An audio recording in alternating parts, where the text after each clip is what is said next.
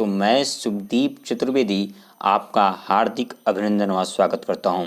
दोस्तों, आज से आप करंट टुडे की एक वीडियो इस वीडियो प्लेटफॉर्म पर प्राप्त करते रहेंगे। दोस्तों, आज से हम current today with studies on हिल में डे बाय डे रोज की चर्चाओं पर अध्ययन करेंगे। उससे पहले दोस्तों, आपसे एक रिक्वेस्ट है कि अगर आप मेरे यूट्यूब चैनल्स पे नए हैं तो मेरे यूट्यूब चैनल्स को सब्सक्राइब कर दीजिए। साथ ही साथ बेल आइकन बटन को दबाना मत भूलिएगा, जिससे आगामी वीडियोस की नोटिफिकेशन आपको प्राप्त होती रहे। दोस्तों, इस यूट्यूब प्लेटफॉर्म का मात्र एक उद्देश्य भावी अध्यापक आप ही हों। हर भाई बंधु, हर गृहिणी मेरे लिए यूनिक है। पेन और कॉपी के साथ बैठिएगा, राइट डाउन करते हुए चलिएगा, क्योंकि ये सारे फैक्ट कहीं ना कहीं सुपर टेट एग्ज़ाम के लिए बहुत ही आवश्यक सिद्ध होंगे। चलिए दोस्तों, स्टार्ट करते हैं करंट टुडे। दोस्तों, पहला जो क्वेश्चन है वो कह रहा है कि पिंच ब्लैक नामक युद्ध अभ्यास कौन सा देश आयोजित करता है। ठीक है दोस्तों, तो ये जो पिंच ब्लैक नामक युद्ध अभ्यास है वो ऑस्ट्रेलिया ने इसकी शुरुआत की थी। चलिए दोस्तों, इसके व्याख्यात्मक रूप को देख लेते हैं। ऑस्ट्रेलिया युद्ध अभ्यास आयोजित करता है। पिंच ब्लैक अभ्यास एक द्विवार्षिक अभ्यास है जिसे रॉयल ऑस्ट्रेलियाई वायुसेना द्वारा आयोजित किया जाता है। पहला पिंच ब्लैक अभ्यास 1981 में आयोजित हुआ था। यह अभ्यास रक्षात्मक और आक्रामक काउंटर एयर कम्पैक्ट पर केंद्रित है दोस्तों, और उत्तरी ऑस्ट्रेलिया में आयोजित किया जाता है। भारतीय वायुसेना ने, ये बहुत इंपॉर्टेंट है, पहली बार सन 2018 में पिंच ब्लैक अभ्यास में भाग लिया। भारत ने ऑस्ट्रेलिया के साथ एक द्विपक्षीय नौसैनिक अभ्यास भी किया, जिसे अटेंडिक्स के रूप में जाना जाता है। दोस्तों, ये पिंच ब्लैक युद्ध अभ्यास कोविड-19 महामारी को देखते हुए इसको रद्द कर दिया गया। चलिए अगले क्वेश्चन की तरफ चलते हैं। अगला जो क्वेश्चन है वो कह रहा है कि अंतर्राष्ट्रीय वित्तीय सेवा केंद्र प्राधिकरण का मुख्यालय किस राज्य में स्थित है। तो दोस्तों, अंतर्राष्ट्रीय वित्तीय सेवा केंद्र प्राधिकरण का मुख्यालय गुजरात में स्थित है। कहाँ पे स्थित है? गुजरात में स्थित है। चलिए इस क्वेश्चन का व्याख्यात्मक रूप भी देख लेते हैं। अंतर्राष्ट्रीय वित्तीय सेवा केंद्र प्राधिकरण का मुख्यालय गुजरात के गांधीनगर में स्थित है। भारत सरकार ने एक अधिसूचना के माध्यम से अंतर्राष्ट्रीय वित्तीय सेवा केंद्र प्राधिकरण की स्थापना की। यह आरबीआई, सेबी और आईआरडीआई जैसे नियामकों द्वारा अनुमोदित है। वित्तीय सेवाओं और उत्पादों जैसे बीमा अनुबंधन, जमा अनुबंधन और वित्तीय संस्थान प्रतिभूतियों को विनियमित करेगा। चलिए अगले क्वेश्चन की तरफ जानते हैं। अगला क्वेश्चन है कि जगन्नाथ विद्या दिवेना योजना किस राज्य सरकार द्वारा शुरू की गई। तो जगन्नाथ विद्या दिवेना योजना आंध्र प्रदेश सरकार द्वारा आयोजित की गई। देखते हैं ये जगन्नाथ विद्या दिवेना योजना क्या है। देखिए, आंध्र प्रदेश सरकार की राज्य सरकार ने 28 अप्रैल 2020 को जगन्नाथ विद्या दिवेना योजना शुरू की। यह योजना एक शुल्क प्रतिपूर्ति योजना है जिसका लाभ राज्य के लगभग 14 लाख कॉलेज छात्रों को मिलेगा। शुल्क प्रतिपूर्ति शैक्षणिक वर्ष 2020 और 2021 से छात्र के मां के खाते में चार किस्तों में जाएगी। योजना के लिए सरकार द्वारा 4,000 करोड़ रुपए जारी किए गए हैं और लंबित बकाया राशि 1,880 रुपए जारी किए जाएंगे।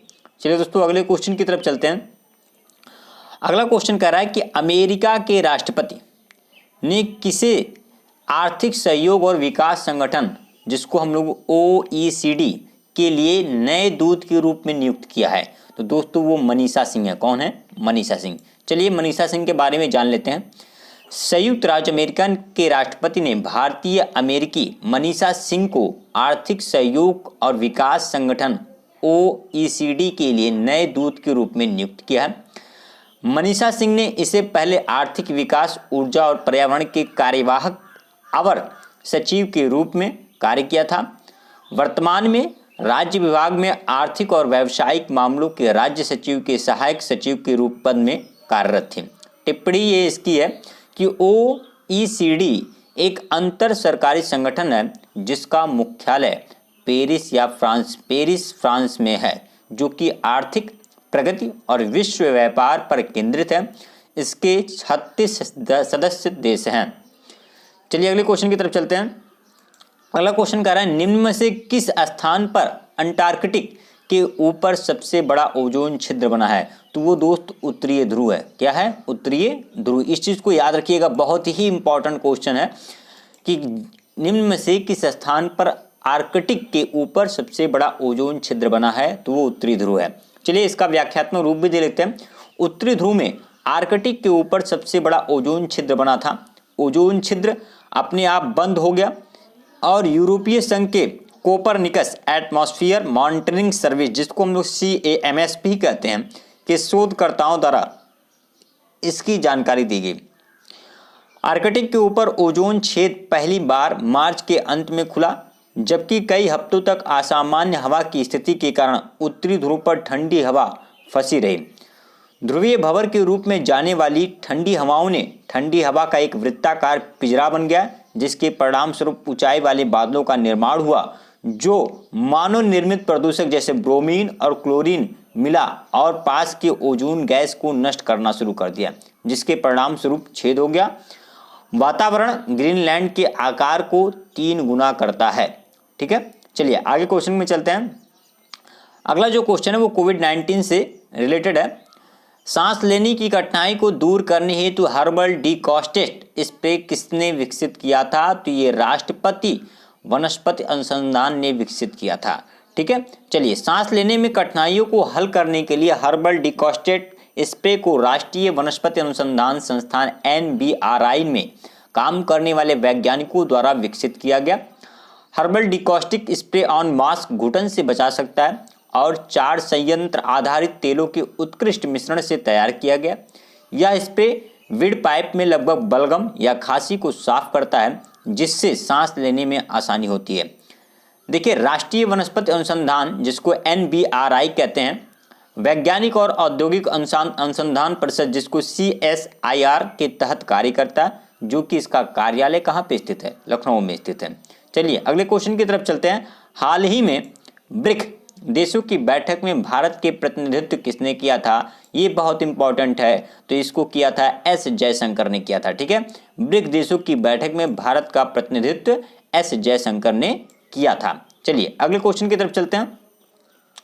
कह रहा है कि अंतर्राष्ट्रीय नृत्य दिवस किस तिथि को मनाया जाता है? तो अंतर्राष्ट्रीय नृत्य दिवस 29 अप्रैल को मनाया जाता है। जान लेते हैं 29 अप्रैल को क्यों मनाया जाता है। इसका व्याख्यात्मक रूप यह है कि इस दिवस का उद्देश्य लोगों को नृत्य के प्रति जागरूक करना था। UNESCO के अंतर्राष्ट्रीय थिएटर इंस्टीट्यूट की अंतर्राष्ट्रीय डांस कमेटी ने 29 अप्रैल को नृत्य दिवस के रूप में स्थापित किया और एक महान रिफॉर्मर जीन जॉर्ज नॉर्वे के जन्म की स्मृति में यह दिन अंतर्राष्ट्रीय नृत्य दिवस के रूप में मनाया जाता है। चलिए अगले क्वेश्चन की तरफ चलते हैं। अगला क्वेश्चन कह रहा है निम्न में से किसके द्वारा चंद्रमा का पहला भूवैज्ञानिक मानचित्र जारी किया गया था? बहुत ही इंपॉर्टेंट है, तो वो है आपका USGS। देखिए USGS किसे कहते हैं? तो वो आपका संयुक्त राज्य भूवैज्ञानिक सर्वेक्षण, जिसको USGS कहते हैं, वैज्ञानिक विवरणों के साथ चंद्रमा का पहला भूवैज्ञानिक मानचित्र जारी किया। अपोलो एंग मैप्स और उपग्रहों द्वारा एकत्रित किए गए नवीनतम आंकड़ों का उपयोग करके मानचित्र बनाया गया। मानचित्र ऑनलाइन उपलब्ध है, जिन्हें व्यक्तियों द्वारा मुफ्त देखा जा सकता है। उत्साही लोग द्वारा इनका आनंद लिया जा सकता है। रंगीन मानचित्र 2024 में निर्धारित चंद्रमा को मानव मिशन के तहत चंद्रमा पर अपने भविष्य के मिशन की योजना बनाने में मदद करेगा। यह मानचित्र नासा के वैज्ञानिकों को यह तय करने की अनुमति देता है कि अन्वेषण के संबंध में चंद्रमा के कौन से क्षेत्र फायदेमंद होंगे। चलिए अगले क्वेश्चन की तरफ चलते हैं कि निम्न में से किस देश ने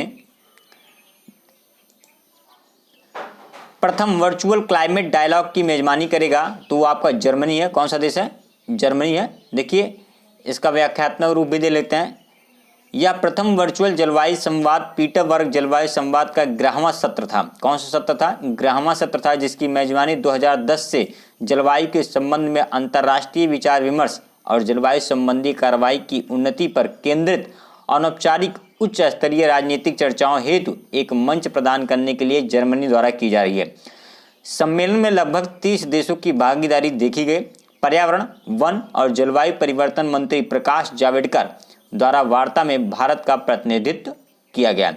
आई होप दोस्तों आपको ये वीडियो पसंद आई होगी। अगर ये आपको वीडियो पसंद आती है तो इसे लाइक तथा शेयर जरूर कीजिएगा। साथ ही साथ बेल आइकन को दबाना मत भूलिएगा, जिससे आगामी वीडियोस की नोटिफिकेशन आपको प्राप्त होती रहे।